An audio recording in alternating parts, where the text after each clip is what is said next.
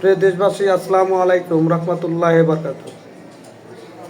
বাংলাদেশে যে কোনো দিবস এই ফেব্রুয়ারিতে আন্তর্জাতিক মাতৃভাষা দিবসের 21শে ফেব্রুয়ারিতে এক জামাতের এমপি তিনি বলতেছেন 21শে ফেব্রুয়ারি দিন তারা 8ই ফাল্গুন পালন করবেন।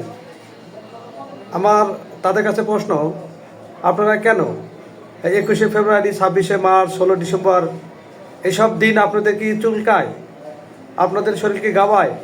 আমার মনে হয় আপনাদের যেবার চুলকালে যেবার সারা খাইজানি আসে, ঠিক তেমনি আপনাদের 21শে ফেব্রুয়ারি আসলে আপনাদের চুলকানি, 26শে মার্চ আসলে আপনাদের চুলকানি, বিজয় দিবস আসলে আপনাদের চুলকানি। আসলে ব্যাপারটা কি? আপনি কোন হিম্মতে বললেন যে 21শে ফেব্রুয়ারি আমাদের আন্তর্জাতিক মাতৃভাষা দিবস, এটা 8 ফাল্গুন করতে হবে?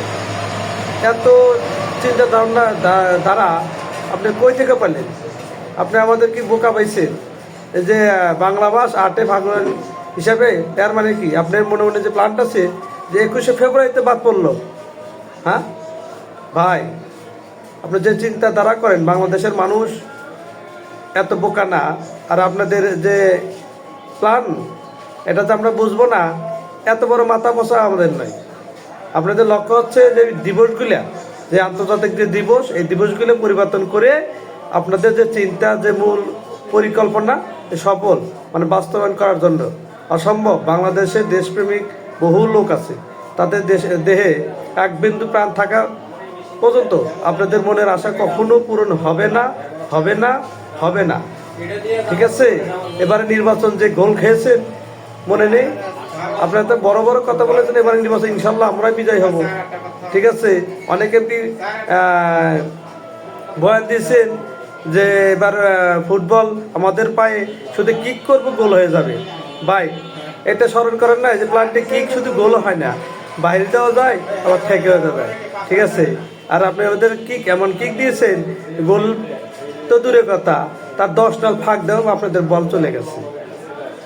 দেশের জনগণ মুক্তিযোদ্ধার পক্ষে, যে দল মুক্তিযোদ্ধার পক্ষে থাকবে, দেশের জনগণ তাদেরকে নির্বাচিত করবে।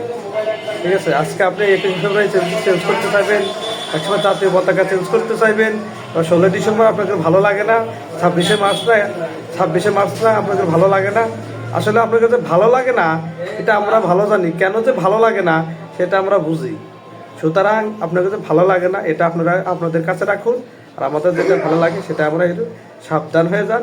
আর কখনো এসব দিবস নিয়ে মুক্তিযুদ্ধের বিরোধিতা করেন না, তাহলে দেশের জনগণ আপনাদেরকে আর ছাড়বে না এবং আগের অবস্থায় ফিরে দেবে ইনশাআল্লাহ। ভালো থাকেন বন্ধুরা সবাই। আসসালামু আলাইকুম রহমতুল্লাহি ওয়া বারাকাতুহু।